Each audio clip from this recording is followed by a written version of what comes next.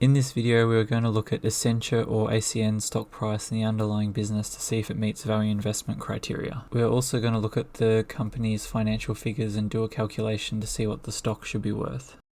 To start, we want to look at the profit before tax and expenses. This will tell us the margin or percentage of money a company keeps before tax and expenses. 40% or more is desired here, very close to 40 is okay as well.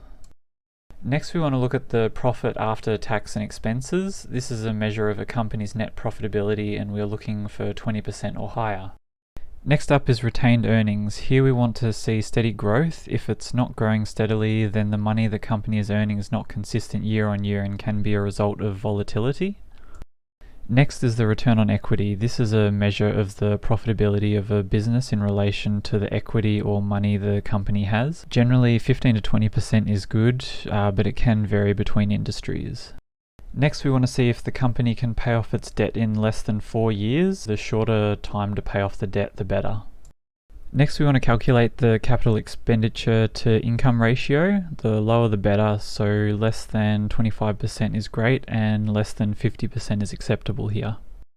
Okay, for Accenture they passed in 4 out of 6 categories, but given they had a low amount of debt and their retained earnings are going up year on year, at the right price they might still be a buy. Hey everyone, I'm trying to get to 500 subscribers. If you could subscribe, leave a like, comment or share the video, it really does help support me and the channel. Thank you, and back to the video now. Okay, for Accenture the financials look okay, but given the current stock price of about 321, the fair value is showing at 240 and the buy trigger is showing at 120 without a significant drop in this stock. This is not a good buy right now. Also, a quick legal disclaimer, I'm not a financial advisor and this should not be taken as financial advice. Please consider talking to a financial advisor before making investment decisions.